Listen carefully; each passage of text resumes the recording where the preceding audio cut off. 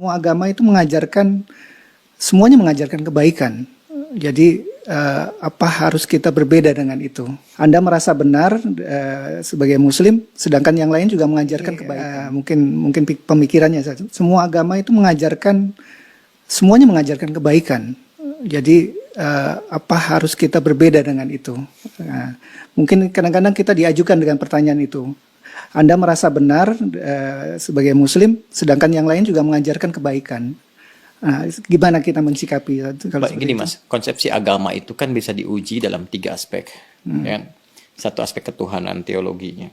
Yang kedua aspek ibadah, tata cara dia ibadah. Yang ketiga muamalah, yang mengatur pedoman dalam berinteraksi secara sosial. Yeah. Ya kan? Oke, boleh jadi di aspek yang ketiga, semua menunjuk kepada yang benar. Mengajarkan interaksi yang benar dengan sesama. Yeah. Silahkan Anda cek ya. Pasti semua agama mengatakan harus jujur, nggak boleh mencuri, kan? Nggak boleh berzina dan sebagainya. Jadi kalau ada yang membolehkan berzina, menipu dan sebagainya, dipertanyakan konsepsi keagamaannya. Di aspek yang ketiga ini, secara hukum sosial, semua bisa sepakat. Tapi dikatakan agama harus memenuhi unsur 2 lagi. Konsepsi ibadahnya bagaimana? Di agama pasti ada ibadah, karena ibadah itu konsekuensi dari keadaan seorang hamba yang menuhankan sosok Tuhan. Pembuktian dari sifat menuhankan itu adalah ibadah. Harus menyembah Tuhannya. Bagaimana konsepsinya? Caranya bagaimana dia beribadah? Diatur tidak?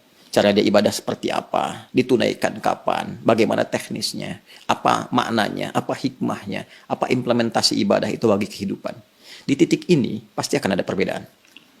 Oke, saya sebagai Muslim, ya dengan saudara-saudari kita sebangsa setanah air dan non-Muslim, konsepsi ibadahnya pasti beda.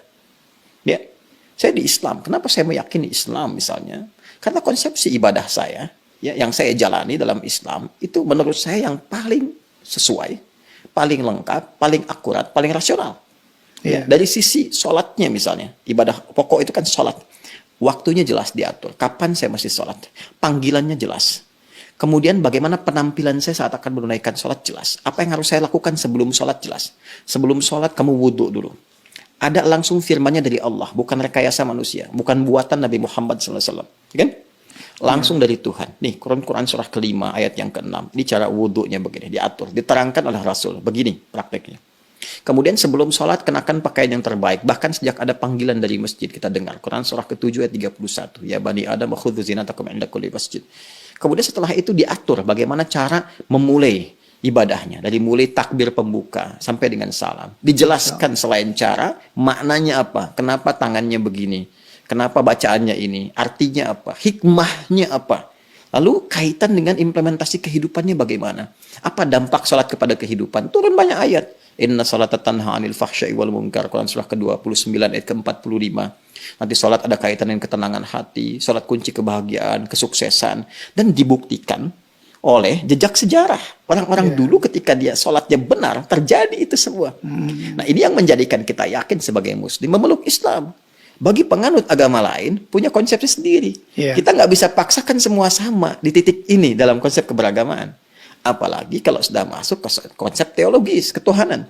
Ya kan? Nah, untuk menentukan agama ini, ya benar sebagai agama, kan mesti punya konsep ketuhanan. Nah, Islam pun menawarkan kepada kita secara ilmiah dan objektif untuk menguji bagaimana sih standar untuk menetapkan zat itu sebagai Tuhan, ya kan? Apa ukuran-ukurannya? Maka Islam menyampaikan, misalnya di Quran surah ke-42 Asy-Syura ayat yang ke-11, laisa kamitslihi syai' di ujung ayatnya. Ya, sifat Tuhan itu nggak boleh sama dengan selain Tuhan. Ya, harus beda, 100% harus berbeda. Ya, jadi kalau misalnya manusia ini lemah, maka Tuhan mesti lebih kuat. Nggak boleh sama dengan makhluk. Kan? Kalau manusia berpasangan, Tuhan itu harus esa, harus tunggal misalnya. Demikian banyak hal yang bisa ditampilkan. Nah, konsepsi teologi ketuhanan ini, setiap agama itu pasti berbeda.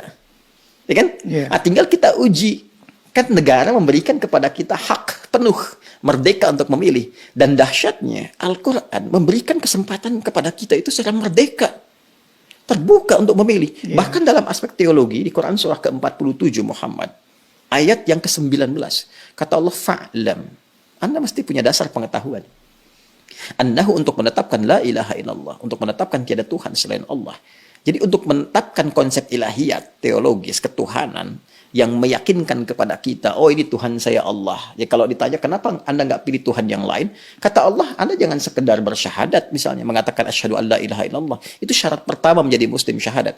Tapi kalau Anda ingin kuat, ya dengan syahadat itu, dengan keyakinan teologi Anda itu, menuhankan Allah. Ini ilmunya loh. Makanya di Islam ada akidah, ilmu tauhid, fikul akbar. Nah, jadi boleh jadi semua agama itu punya konsepsi yang sama dalam aspek muamalat, interaksi sosial yang membawa norma-norma kehidupan dalam ragam interaksi sosial. Tapi bisa berbeda dalam konsepsi ibadah dan ketuhanan. Dan aspek ketuhanan yang paling pokok. Ya kan? Iya, iya. Jadi kalau semua sama, berarti kan mesti ada yang spesial yang beda kan? Ya, betul. Nah, itu yang menjadikan Anda, saya, kita melihat yang spesial ini bagi saya. Konsepsi Islam sangat jelas, tidak ambigu. Ya, menentukan ketuhanan jelas. Fa'lam annahu la ilaha illallah. Innani anallahu la ilaha illa ana fa'budni. Ya, saya Allah, kata Allah, nggak ada Tuhan yang dipertuhankan selain saya. Ya, maka sembah saya. Nah, saya mencari, saya membandingkan, melihat dengan keyakinan lain, saya temukan yang paling jelas. Tidak ambigu, tidak susah dipahami sebagai muslim ya. Ya, dan saat yang bersamaan ketika kita meyakini Allah pun sebagai Tuhan, memeluk Islam, beribadah dalam Islam, saat yang bersamaan tetap diminta oleh Al-Quran, la ikraha fid din, gak boleh paksa orang. Betul. Indah gak? Iya, indah sekali. Lakum dinukum waliyadin. Hormati keyakinan orang lain. Kamu meyakini Islam sebagai agama yang benar, ya, tapi hormati orang lain juga. Ya, jelaskan keislaman Anda itu lewat penampilan Anda, karakter Anda, perilaku Anda, sifat dan sikap Anda. Kalau ditanya, jelaskan, jawab, dan sebagainya. Masya Allah. Indah nggak? Indah, Pak. Ya, jadi di situ titik perbedaannya. Jadi nggak bisa kita katakan semua agama sama, karena konsepsi dasarnya itu berbeda. Iya, iya. Paham sekarang ya? Betul, betul. Nah, kalau paham berarti nggak ditanya lagi. Ya, mungkin kita luruskan, Ustaz. Jadi, Berarti ada yang bengkok. iya. Ya, yang diluruskan pernyataan saya atau ada masalah nih di luar. yang berkembang sampai Anda angkat kaki itu. yang berkembang di masyarakat, Ustaz. Jadi, Muslim yang semakin berilmu, otomatis makin toleran terhadap masyarakat di sekitarnya. Mungkin bisa dibilang begitu, Ustaz. Ya, bisa disimpulkan demikian toleran dalam aspek-aspek yang perlu ditoleransi. Betul, betul, betul. Dan ini ekspresi toleransi itu pun sesuai dengan kebutuhannya. Jadi jangan berlebihan juga. Nggak bisa toleran itu misalnya, ini lebih berkembang lagi, ikut-ikutan beribadah sesuai dengan agama-agama orang lain. Ya, nggak mungkin itu ya. Anda nggak bisa toleransi ikut ke tempat ibadah orang. Justru itu intoleran yang sangat tinggi. Iya. Paham nggak maksudnya? Paham, Ustaz. Paham. Apa coba? Ulang lagi nanti. Bukan. Intoleran yang sangat tinggi. Kenapa? Iya, Kenapa? Karena saat dia hadir di kebebasan. tempat orang itu, hati dia meyakini bahwa itu salah.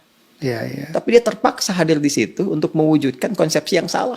Iya, iya. Saya toleran nih, datang ke tempat ibadah orang lain. Tapi di hati dia mengatakan ini salah nih, ini nggak benar nih. Iya. Nah, itu kan kalau dalam bahasa agama, nifak, munafik, hipokrit gitu kan. Iya. Nah, jadi saya kira itulah.